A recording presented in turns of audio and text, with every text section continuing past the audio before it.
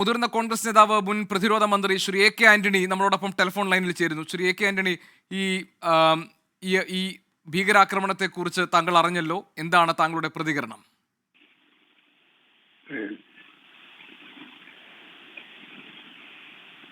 പാകിസ്ഥാൻ അതിർത്തിയിൽ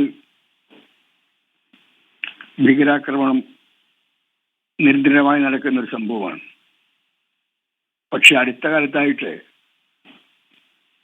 ടൂറിസ്റ്റുകൾക്കെതിരെയുള്ള ആക്രമണം വളരെ വളരെ വളരെ കുറഞ്ഞു വരുന്നതാണ്. വീണ്ടും വളരെ സംഘടിതമായി ടൂറിസ്റ്റുകൾക്കെതിരായിട്ട് ഈ ഭീകരാക്രമണം നടത്തിയതിന്റെ ഉദ്ദേശം കാശ്മീരിന്റെ സമ്പദ്ഘടന തകർക്കുക എന്നുള്ളതാണ്. ടൂറിസമാണ് കാശ്മീരിന്റെ വരുമാനം. അവിടെ സമാധാനാന്തരീക്ഷം ഉണ്ടാകരുത് എന്ന നിർബന്ധം ഉള്ള ഭീകര സംഘടനകളാണ് ഈ ആക്രമണത്തിന് പിന്നിൽ. പക്ഷെ ദീർഘകാലം പ്രതിരോധ മന്ത്രിയായിരുന്ന എനിക്ക് ഒരു കാര്യം ഉറപ്പുണ്ട്: പാകിസ്ഥാൻ സൈന്യത്തിന്റെ അറിവും സഹായവും ഇല്ലാതെ ഇതുപോലെ ഒരു ഭീകരാക്രമണം ആസൂത്രണം ചെയ്യുവാൻ ഭീകര സംഘടനയ്ക്ക് മാത്രം സാധ്യമല്ല. അതുകൊണ്ട് ഭീകര സംഘടനകളെ മാത്രമല്ല, പാകിസ്ഥാൻ സൈന്യത്തിന്റെ ഇനിയുള്ള നീക്കങ്ങൾ കൂടി ഇതിന്റെ ജാഗ്രതയോടുകൂടി കൈകാര്യം ചെയ്യണം. ഏതായാലും ഈ ആക്രമണം കാശ്മീരിന്റെ സമ്പദ്ഘടന തകർക്കാനും കാശ്മീരിൽ സമാധാനം ഉണ്ടാകാതിരിക്കാനുമുള്ള ആക്രമണം മാത്രമല്ല, ഇന്ത്യക്കെതിരായിട്ടുള്ള ആക്രമണമാണ്. അതുകൊണ്ട് ഈ ആക്രമണത്തെ രാഷ്ട്രം ഒറ്റക്കെട്ടായി അപലപിക്കണം. നാം സൈന്യത്തിൻ്റെ കൂടെ നിൽക്കണം. സൈന്യം, ഇന്ത്യൻ സൈന്യം ഇതിനെ നേരിടാനുള്ള കരുത്തുള്ളവരാണ്, നിശ്ചയദാർഢ്യമുള്ളവരാണ്, ത്യാഗമനുഭവമുള്ളവരാണ്. അവർക്ക് അതിനാവശ്യമായിട്ടുള്ള എല്ലാ സജ്ജീകരണങ്ങളും ഉണ്ട്. ഇതിന് വൈകാതെ ഇന്ത്യൻ സൈന്യം തിരിച്ചു നൽകും എന്നെനിക്ക് വിശ്വാസമുണ്ട്.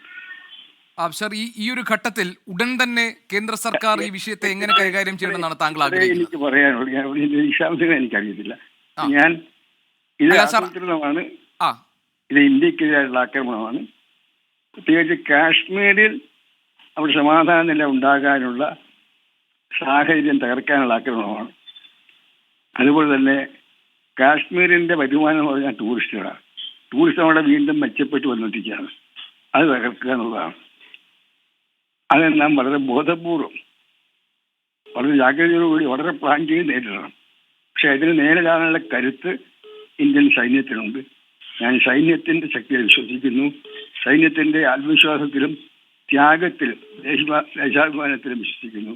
നാം എല്ലാം ഈ ഘട്ടത്തിൽ ഈ ഭീകരത തകർക്കാനുള്ള സൈന്യത്തിന്റെ എല്ലാ നീക്കങ്ങളെയും പിന്തുണയ്ക്കണം. പക്ഷേ ഈ ഭീകരർ എന്ന് പറയുന്നത് ഭീകര സംഘടന മാത്രമല്ല, ഇത് പാകിസ്ഥാൻ സൈന്യത്തിന്റെ സഹായമില്ലാതെ, അറിവില്ലാതെ ഇത് നടക്കുമെന്ന് ഞാൻ വിശ്വസിക്കുന്നില്ല. അതുകൊണ്ട് നാം വളരെ കരുതലോടുകൂടി 24/7 ഇരിക്കേണ്ട നാളുകളാണ് വരാൻ പോകുന്നതാണ് എൻ്റെ പ്രാഥമികമായിട്ടുള്ള പ്രതികരണം. മറ്റു കാര്യങ്ങൾ ഇപ്പോഴും പറയുന്നില്ല. വളരെയധികം നന്ദി. ശ്രീ എ കെ ആന്റണി, മുൻ പ്രതിരോധ മന്ത്രിയാണ് നമ്മളോട് സംസാരിച്ചത്. പാകിസ്ഥാൻ സൈന്യത്തിന്റെ അറിവില്ലാതെ ഇതുപോലൊരു ഭീകരാക്രമണം നടക്കില്ലെന്നും കശ്മീരിന്റെ സമ്പദ്ഘടനയെയും സമാധാനത്തെയും തകർക്കുകയാണ് ഭീകരവാദികളുടെ ലക്ഷ്യമെന്നും ഇതിന് ഇന്ത്യ ഒറ്റക്കെട്ടായി മറുപടി നൽകണമെന്നും ഇന്ത്യയുടെ സൈന്യത്തിന്റെ ആത്മവീര്യത്തിൽ താൻ വിശ്വാസം അർപ്പിക്കുന്നു എന്നുമാണ് ശ്രീ എ കെ ആന്റണി, മുൻ പ്രതിരോധ മന്ത്രി, ഈ സംഭവത്തോട് പ്രതികരിച്ചിരിക്കുന്നത്. വിശദാംശങ്ങൾ ഒന്നൊന്നായി അദ്ദേഹം മനസ്സിലാക്കി വരുന്നതേ ഉള്ളൂ. കൂടുതൽ പ്രതികരണങ്ങൾ, വിശദമായ പ്രതികരണം അതിനുശേഷം നൽകാം എന്നുകൂടി ശ്രീ എ കെ ആന്റണി പറഞ്ഞിട്ടുണ്ട്. ഏതായാലും കശ്മീരിലെ ഭീകരാക്രമണം ശക്തമായ ഭാഷയിൽ രാജ്യം അപലപിക്കേണ്ട ഒന്നായി മാറിയിരിക്കുന്നു. രാജ്യത്തെ നടുക്കിയ ഇത്ര വലിയൊരു ഭീകരാക്രമണം 2019 ശേഷമുള്ള ഏറ്റവും വലിയ ഭീകരാക്രമണം ഇത് മാറിയിരിക്കുന്നു. 27 പേർ കൊല്ലപ്പെട്ടു എന്ന പ്രാഥമികമായ വിവരങ്ങൾ. കൂടുതൽ മരണം ഉണ്ടാകാനുള്ള സാധ്യത തള്ളിക്കളയാൻ കഴിയില്ല. ഭീകരർക്ക് വേണ്ടിയുള്ള തിരച്ചിൽ സൈന്യം ഊർജിതമാക്കിയിട്ടുണ്ട്. മേഖലയാകെ സൈന്യത്തിന്റെ നിയന്ത്രണത്തിലായി കഴിഞ്ഞിട്ടുണ്ട്. അപ്രതീക്ഷിതമായി സൈനിക വേഷത്തിലെത്തിയ ഭീകരവാദികളാണ് വിനോദസഞ്ചാരികൾക്ക് നേരെ നിറയൊഴിച്ചത്. അതിൽ കൊല്ലപ്പെട്ടവരിൽ കൂടുതൽ ആളുകൾ തമിഴ്നാട്, കർണാടക, രാജസ്ഥാൻ എന്നീ ഇടങ്ങളിൽ നിന്നുള്ളവരായിരുന്നു വിനോദസഞ്ചാരികളായി എത്തിയിരുന്നത്.